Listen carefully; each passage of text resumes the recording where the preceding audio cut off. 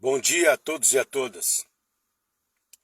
O Brasil, ele se mostra mais dividido do que nunca, até no sentimento de euforia, de alegria de alguns que perpassa as avenidas de São Paulo e até dentro das celas e dos corredores penitenciários do Brasil. É como se tivesse ganhado a Copa do Mundo. O time A, o time B ganhou do time A, e nos presídios fizeram L, nas sacadas da Avenida Paulista fizeram L e percorreram a favela, o Comando Vermelho e por que não dizer, até na casa dos artistas que adoram a Lei Rouanet. Então, mas uma coisa fica clara. Por um ponto e alguma coisa foi um empate técnico. Foi acirrado, mostrando a divisão cruel do Brasil. A Bíblia diz que um reino dividido, ele não subsiste. E o Brasil está dividido há muito tempo. E desde 2014, essa realidade que começou com Aécio e Dilma, e agora fica bem claro essa divisão. E essa divisão quer dizer que 36% dos bolsonaros diz que não conversa com petista e não queria que os filhos deles se relacionassem. O mesmo fenômeno acontece do outro lado. Por quê? Porque o outro lado é bandido, é picareta, é demônio. Para o outro lado também é. Então não há diálogo. Há rompimento de famílias, de amizade, de laços. Então, é sentimento de divisão, euforia e alegria de um lado, e do outro lado, sentimento de luto, de tristeza e de perca. Mas uma coisa fica clara: a política não é para amadores. O partido mais antigo do Brasil, ou o primeiro partido, mais ou menos de 1922, ele é o Partido Comunista. O partido do Lula, o PT, porque eu falo do Lula porque o Lula é maior do que o partido. Na verdade, o Lula tem um partido, o Lula tem uma coligação, o Lula tem uma estrutura por trás dele. De 10 de fevereiro de 1980, mas ele só foi ganhar um registro em 82. Isso quer dizer que o Partido dos Trabalhadores tem 42 anos. 42 anos! Então, o Bolsonaro entrou nesse octógono. Ele entrou eleito por um partido, mas ele não tinha partido. Em menos de um ano de governo, todos os aliados, ele brigou com os aliados, ele não tinha partido. Ele tentou fundar um partido, não conseguiu. Aí ele vai para esse campo de batalha, num partido como se fosse uma roupa emprestada, no PL, que com certeza já debandou essa hora. Então, mas o sentimento conservador bolsonarista, ele não morre com essa candidatura do PT. Muito pelo contrário, ele é mais forte do que nunca. Até o PT perdeu em São Paulo. O Haddad perdeu em São Paulo.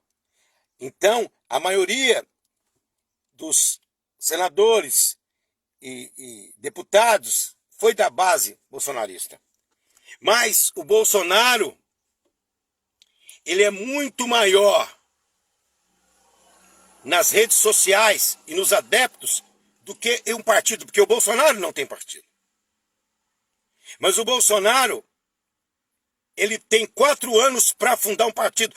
A própria Marina fundou o partido, o João Amoedo, o Bolsonaro não conseguiu. O Lula tem um partido, o Lula tem uma estrutura, ele tem uma aliança muito antiga, como ele disse lá, ele no discurso, ele falando da Tebet, falou a Tebet e o outro lá não estava com ele, mas o resto é marinheiro de primeira viagem. São cercados de pessoas de 42 anos de aliança e de conluio. E o Bolsonaro não conseguiu, mas o Bolsonaro irá manifestar. Será que ele faz a mesma coisa do último militar, João Figueiredo, que não transferiu a faixa presidencial, dizendo que não reconhecia?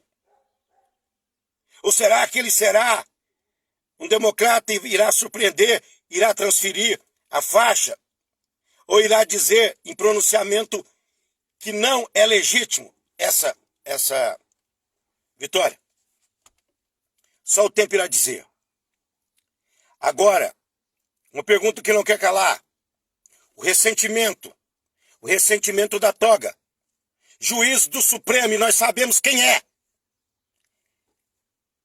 O gabinete do ódio, fake news, tem muita bala na agulha para eles tentar pegar a jugular do Bolsonaro e da família do Bolsonaro. Mas eles também sabem que na história prenderam o Lula, prenderam a quadrilha, e isso deixou o Lula muito mais forte naquele calabouço. Será que eles vão repetir a dose? Tenta perseguir o Bolsonaro e realmente cria um mito? E o Brasil continua dividido? Patrões contra empregados? Brancos contra preto?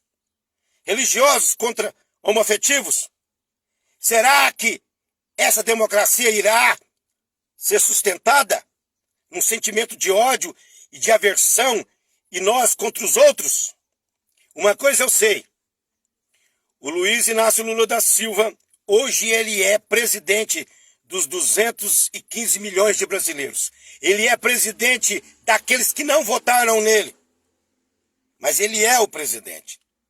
E como presidente, eu não posso dar tiro no pé, porque eu lendo o que São Paulo diz em Romanos, 1 Coríntios, e todas as cartas que ele diz, e Paulo vai dizer que todo poder e toda autoridade, mesmo que o voto depositado é uma intenção humana, mas acima de tudo isso, existe um poder maior, como eu já disse. E Deus disse, orai pelas autoridades. Isso quer dizer que mesmo se Nabucodonosor estivesse hoje no poder, eu teria que orar para que tudo desse certo. Para que Deus ilumine este homem, que ele consiga, junto com o Congresso, colocar o Brasil nos trilhos. Consiga dar continuidade àquilo que o Bolsonaro vem fazendo, 5 milhões de empregos, gera mais emprego. Vai ter que negociar, tem uma dívida muito cara, mais de 200 bilhões agora para janeiro. Que Deus possa iluminar. E que a igreja não tem partido. A igreja segue Jesus e aquilo que é mais adequado para ela, ela vai atrás. Mas agora ela tem a Bíblia. E a Bíblia diz, orai pelas autoridades. Da agora para frente, ontem à noite eu fiz isso. Aqui na casa do meu amigo, da Dina, e do Ronaldo, a minha esposa e a minha mãe. A gente torceu, mas quando a vitória do Lula veio, muito pequenininha, mas veio, a gente pegou na mão e disse, Pai, seja feita a tua vontade, nós abençoamos o Brasil. Ilumine o Brasil, para ele passar dessa tempestade, para ele passar dessa crise, porque o Brasil está dividido em ódios. Pessoas com sentimentos de perca, como se tivesse de luto, e outras como se tivesse nascido de novo. É muito triste essa situação, que Jesus tenha misericórdia de todos nós.